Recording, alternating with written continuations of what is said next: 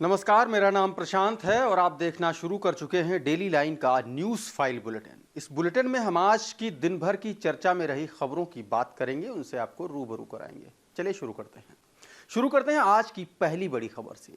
प्रधानमंत्री नरेंद्र मोदी आज यानी कि 23 सितंबर को अपने 42वें दौरे पर वाराणसी पहुंचे।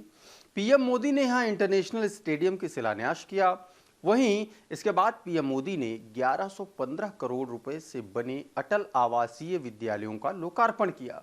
इस मौके पर सीएम योगी समेत बीसीसीआई अध्यक्ष रोजर बिन्नी, उपाध्यक्ष राजीव शुक्ला और सचिव जय शाह सहित बीसीसीआई के प्रमुख और सचिन तेंदुलकर भी मौजूद रहे।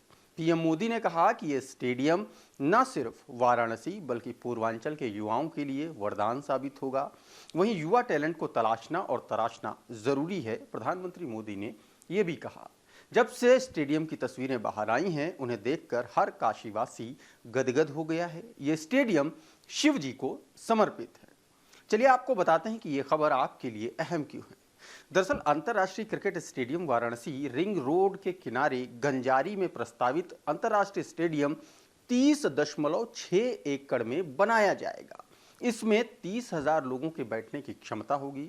स्टेडियम का निर्माण आईसीसी मानकों के अनुसार किया जाएगा। इसकी अनुमानित लागत 400 करोड़ रुपए बताई जा रही है और स्टेडियम 30 महीने में बनकर पूरा भी हो जाएगा। स्टेडियम में एक मुख्य मैदान होगा, एक प्रैक्टिस ग्राउंड होगा, एक दर्शक दीर्घा होगी, वहीं एक मीडिया सेंटर और कई अन्य सुविधाओं से यह स्टेडियम लैस होगा। अंतर्राष्ट्रीय क्रिकेट स्टेडियम के निर्माण की जिम्मेदारी L&T कंपनी को सौंपी गई है। चलिए आपको बताते हैं आज की दूसरी बड़ी खबर। वन नेशन वन इलेक्शन के लिए केंद्र सरकार की बनाई हाई लेवल कमेटी की पहली बैठक आज यानी 23 सितंबर को हुई। यह पहली बैठक दिल्ली के जोधपुर ऑफिसर्स हॉस्टल में बुलाई गई थी। पूर्व राष्ट्रपति रामनाथ कोविंद की अध्यक्षता में हुई इस बैठक में केंद्रीय गृह मंत्री अमित शाह, पूर्व केंद्रीय मंत्री गुलाम नबी आजाद और केंद्रीय राज्य मंत्री अर्जुन राम मेघवाल समेत अन्य सदस्य शामिल हुए। बैठक का क्या नतीजा निकला, इसकी जानकारी अभी तक सामने नहीं आ सकी है, लेकिन हम आपको बताते हैं कि यह बैठक और यह खबर आपके लिए क्यों अहम है। वन नेशन वन इलेक्शन के लिए पूर्व राष्ट्रपति की अध्यक्षता में 2 सितंबर को यह उच्च स्तरीय कमेटी बनाई गई थी। इस कमेटी में गृह मंत्री अमित शाह और पूर्व सांसद गुलाम नबी आजाद समेत 8 मेंबर्स हैं। केंद्रीय कानून मंत्री अर्जुन राम मेघवाल कमेटी के स्पेशल मेंबर बनाए गए हैं। भारत में फिलहाल राज्यों के विधानसभा और देश के लोकसभा चुनाव अलग अलग समय पर होते हैं। वन नेशन वन इलेक्शन का मतलब है कि पूरे देश में एक साथ ही लोकसभा और विधानसभाओं के चुनाव हों, यानी कि मतदाता लोकसभा और राज्यों के विधानसभाओं के सदस्यों को चुनने के लिए एक ही दिन एक ही समय पर अपना वोट डालेंगे। और अब बात करते हैं आज की तीसरी बड़ी खबर की। भारत के मुख्य न्यायाधीश DY चंद्रचूड़ ने महिला आरक्षण विधेयक की तारीफ की है। उन्होंने शनिवार यानी कि 23 सितंबर को कहा कि महिला आरक्षण विधेयक पारित होने के दौरान संसद में गूंजे सभी दलों के प्रयासों पर गर्व होना चाहिए। CGI ने यह बयान बार काउंसिल ऑफ इंडिया द्वारा आयोजित अंतर्राष्ट्रीय वकील सम्मेलन के उद्घाटन सत्र के दौरान कही। इस सत्र के दौरान संबोधित करते हुए CGI ने कहा कि ऐसी भावना संविधान के निर्माण के दौरान दिखी थी, जहां दलगत और परस्पर विरोधी विचारधाराओं से ऊपर उठकर सदस्यों ने संविधान का मसौदा तैयार करने के लिए एक स्वर में एक साथ आए थे। और अब बात करते हैं आज की चौथी बड़ी खबर की। चौथी बड़ी खबर कांग्रेस नेता राहुल गांधी से जुड़ी हुई है। कांग्रेस नेता राहुल गांधी ने आज यानी कि 23 सितंबर को जयपुर में पार्टी कार्यालय का शिलान्यास किया।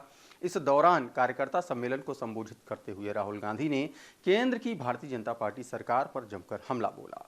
उन्होंने कहा कि पूरे विपक्ष ने महिला आरक्षण बिल का समर्थन किया। हम चाहते हैं कि महिला आरक्षण आज से ही लागू हो, लेकिन भारतीय जनता पार्टी 10 साल बाद इसे लागू करना चाहती है। मोदी ओबीसी वर्ग को भागीदारी देना चाहते हैं, लेकिन जातिगत जनगणना से क्यों डर रहे हैं, ये सवाल भी राहुल गांधी ने पूछा। राहुल गांधी ने कहा कि वो अडानी से भी डरते हैं। चुनाव में जब भी बीजेपी वाले वोट मांगने आए तो उनसे ये जरूर पूछना कि जातिगत जनगणना क्यों नहीं करवा रहे हो। चलिए आपको बताते हैं कि यह खबर आपके लिए जाननी क्यों जरूरी है। दरअसल राजस्थान में इसी साल अभी आने वाले कुछ महीनों में ही विधानसभा के चुनाव होने हैं। वहीं प्रदेश में कांग्रेस के कार्यकर्ता सम्मेलन के साथ ही चुनावी अभियान की शुरुआत भी हो गई है। ऐसे में राहुल गांधी का भारतीय जनता पार्टी खास करके नरेंद्र मोदी पर ऐसा बयान चुनावी तौर पर देखा जा रहा है जिससे कि पार्टी को प्रदेश में माइलेज मिल सके। और अब बात करते हैं आज की पांचवी बड़ी खबर की। जब से नए संसद भवन की कार्यवाही शुरू हुई है, नए संसद भवन का उद्घाटन हुआ है, तभी से इस पर सियासत हो रही है। ताजा मामला कांग्रेस नेता जयराम रमेश के एक बयान से जुड़ा हुआ है। कांग्रेस नेता जयराम रमेश ने शनिवार यानी कि 22 सितंबर को नए संसद भवन को मोदी मल्टीप्लेक्स करार दिया है। उन्होंने ये भी कहा कि 2024 में जब सत्ता बदलेगी तो संसद भवन की नई इमारत का और बेहतर इस्तेमाल किया जाएगा। कांग्रेस नेता जयराम रमेश के इस बयान पर बीजेपी हमलावर हो गई है।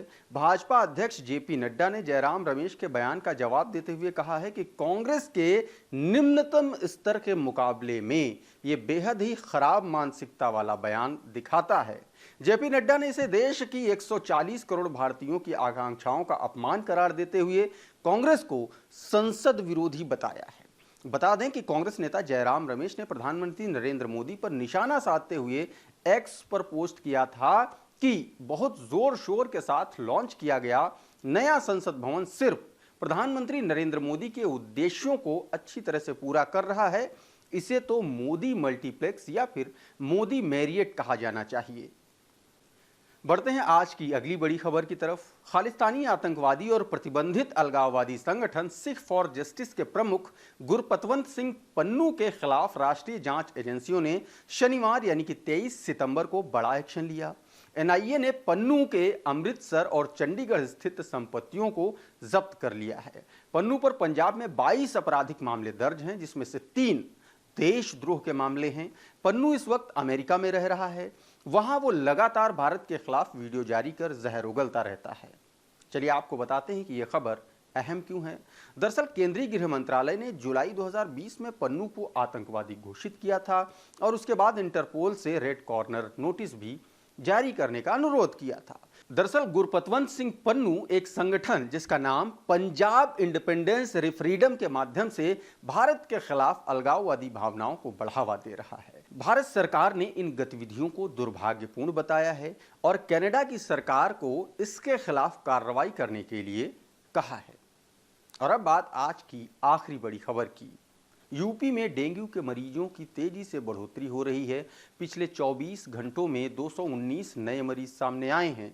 हर दिन औसतन 200 से ज़्यादा केस बढ़ रहे हैं।